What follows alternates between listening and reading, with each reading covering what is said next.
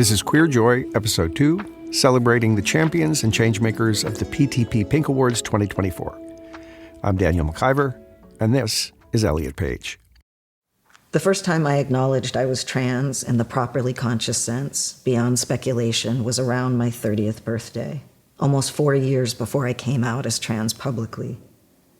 "Do you think I'm trans?" I'd asked a close friend. They answered hesitantly, knowing no one can come to that conclusion for someone else. But they looked at me with a quiet recognition and said, I could see that. A sturdiness shining through. A light from under the door. That was Elliot reading from his 2023 New York Times bestselling memoir, Pageboy. The book was heralded by the press. The LA Times called it harrowing and heartbreaking. Praised by members of the queer community. Alok Vad Menon called it deeply moving, and celebrated by lovers of good writing. The New York Times Book Review wrote that it was like listening to a friend. I've known Elliot for many years. We're both from Nova Scotia, and I worked with him when he was first starting out. We've stayed in touch, and we remain friends. I really loved his book. And I was really excited when Elliot agreed to be part of the inaugural PTP Pink Awards in 2024 as a champion, that is, a member of the queer community who is doing good work in the community and for the community in the mainstream. The real prize of the Pink Awards is that the champion gets to choose a changemaker, that is, an organization who was making positive change in and for the community and that could benefit from recognition. And Elliot chose brilliantly, and of course, as he would, from his heart.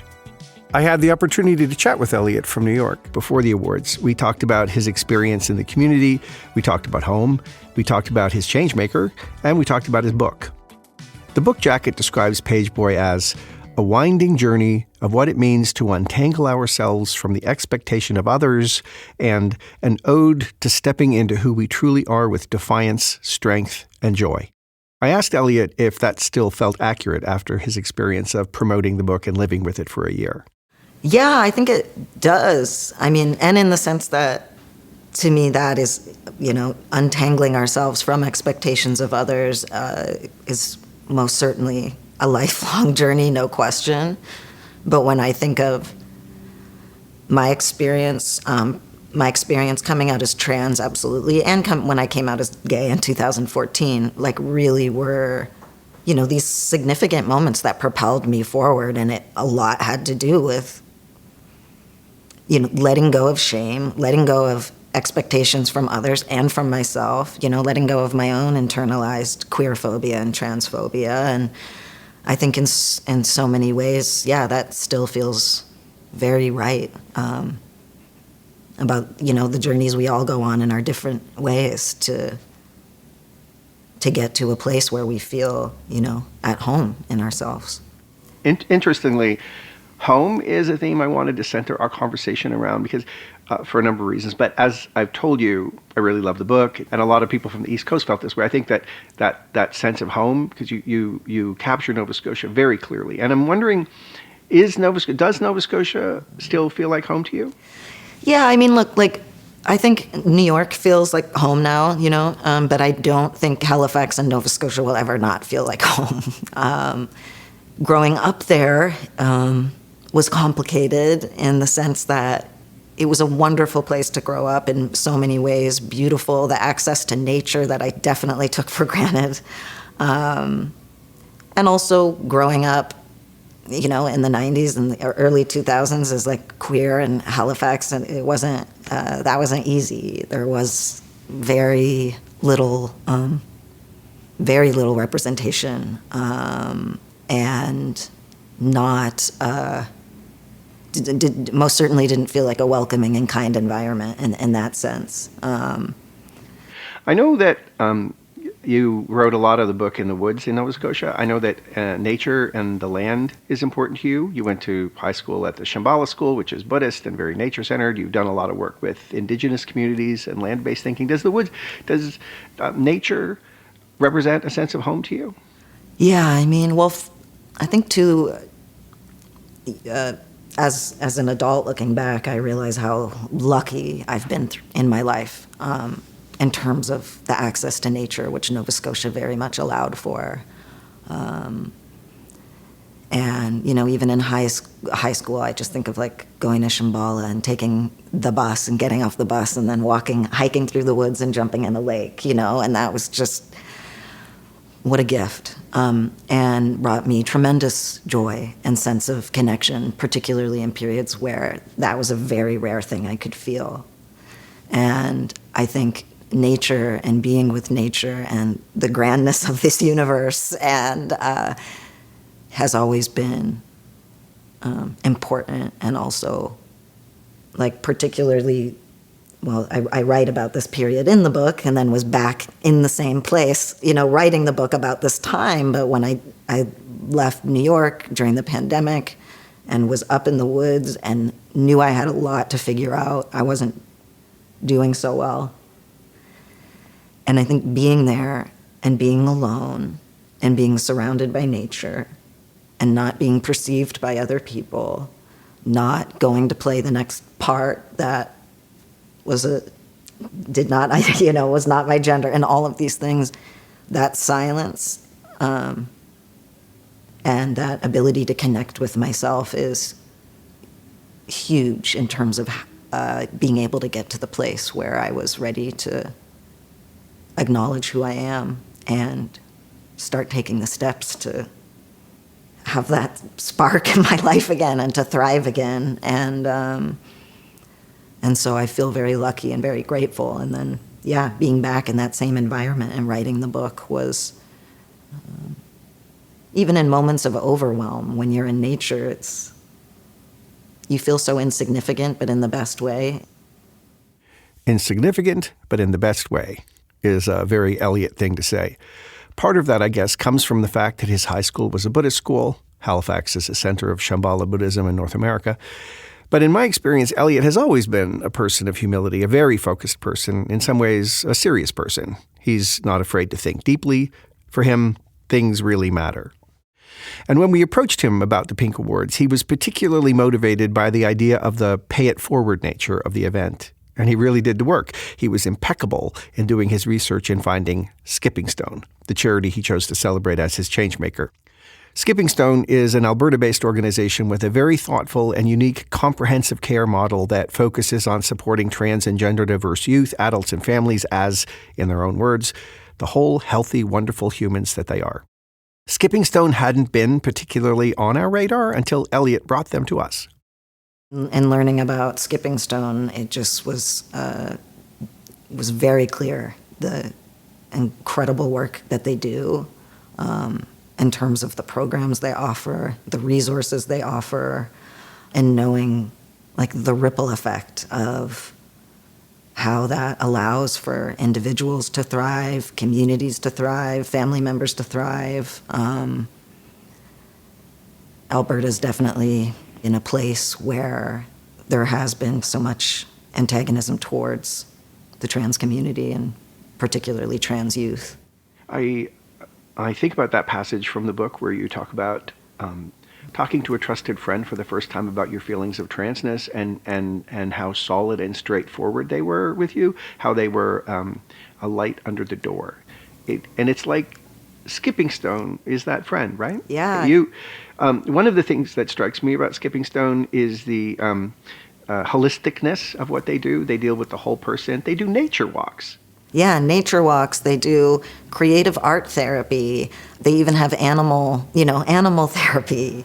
It's programs for, support groups for trans adults, for trans youth, for family and friends who want to learn more about how to be a good ally and how to support the trans person in their life.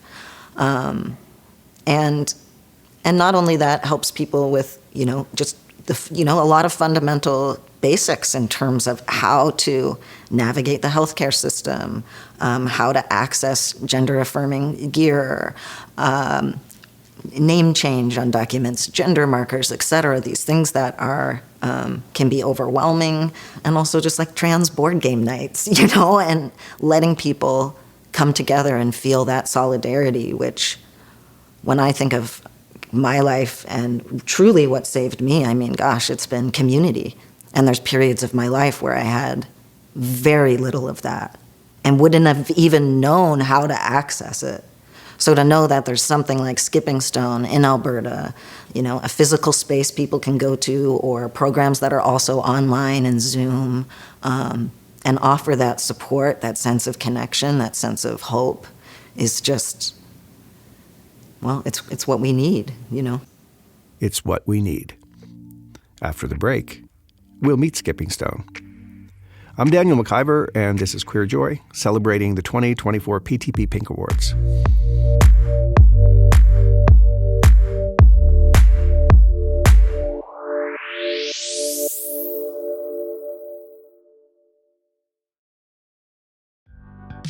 The 2024 PTP Pink Awards was made possible by the generous support of our sponsors, and we are deeply grateful for the generosity of our title sponsor, Decium, the Abnormal Beauty Company. Thanks to Sarah Frumstein and the entire Decium team.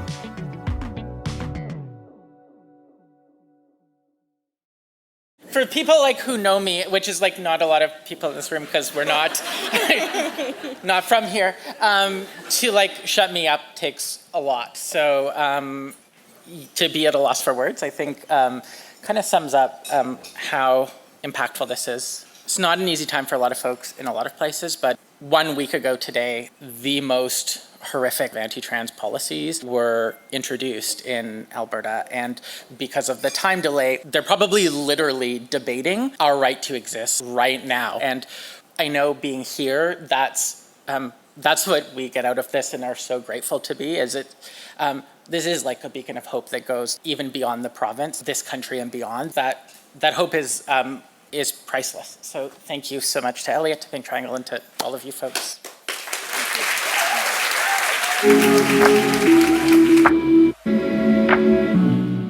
I'm Daniel McIver. This is Queer Joy.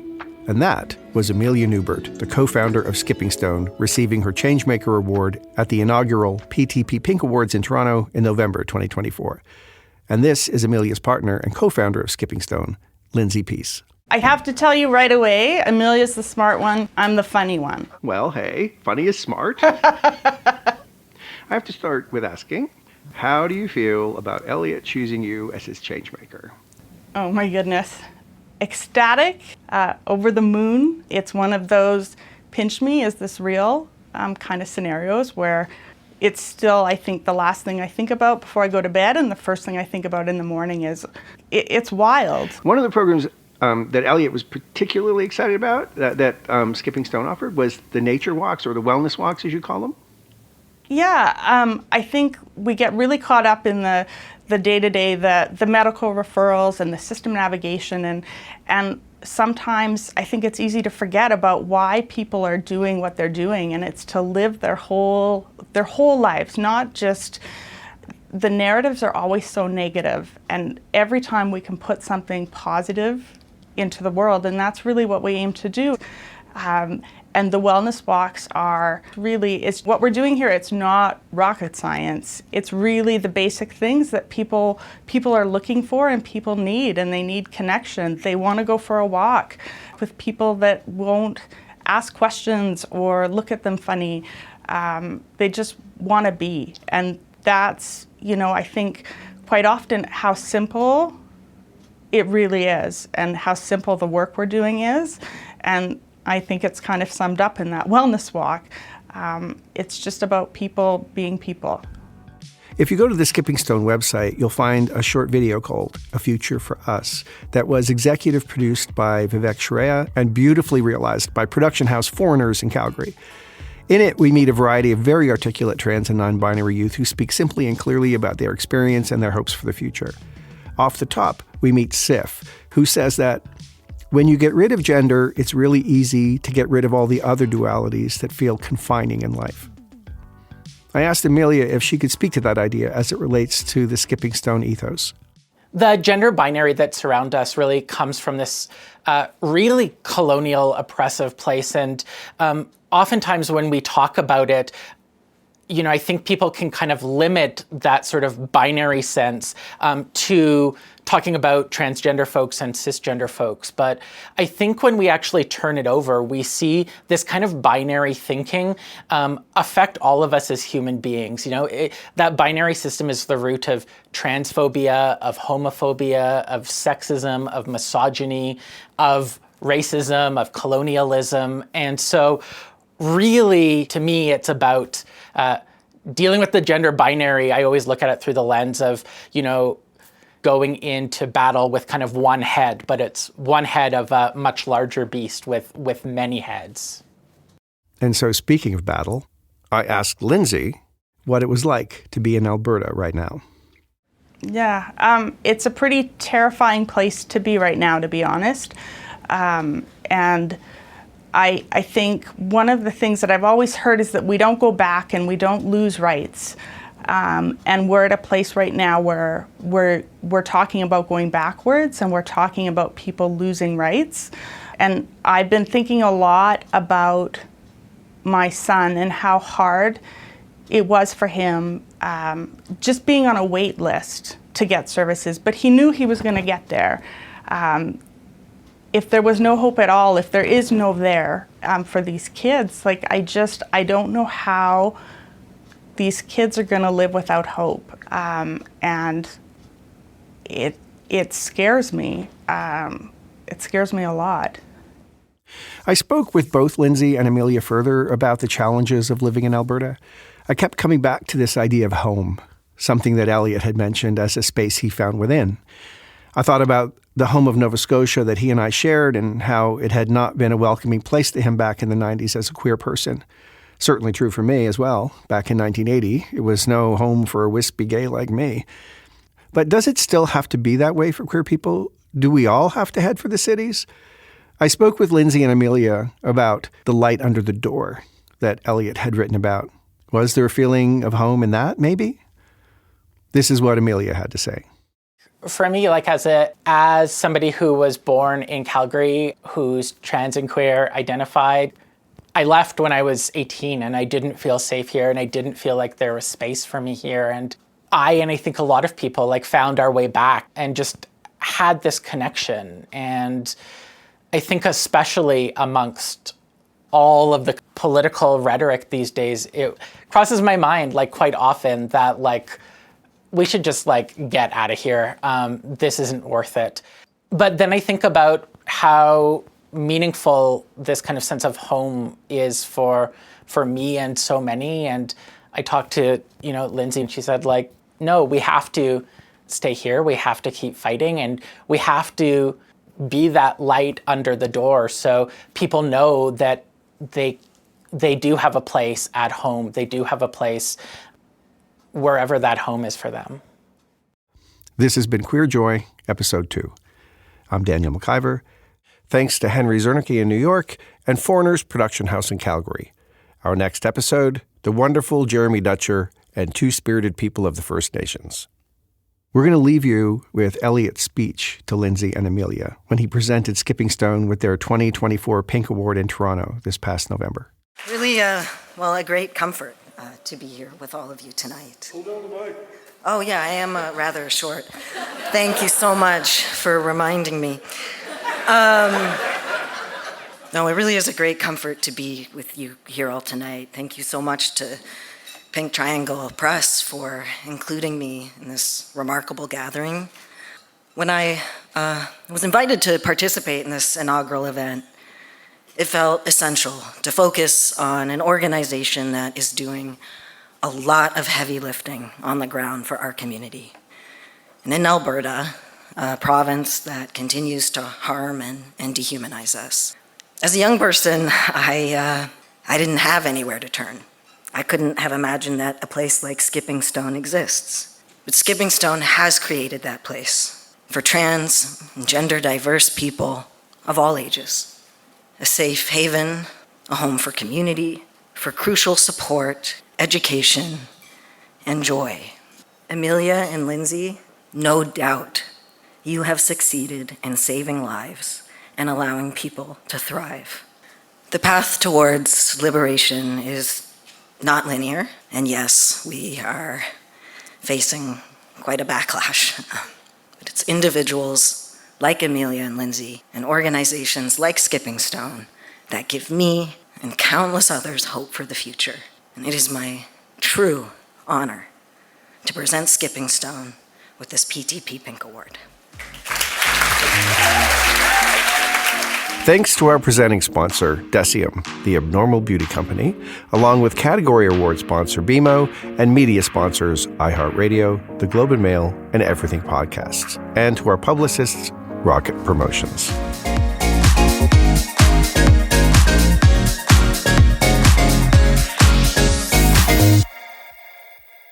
Queer Joy is a production of Pink Triangle Press.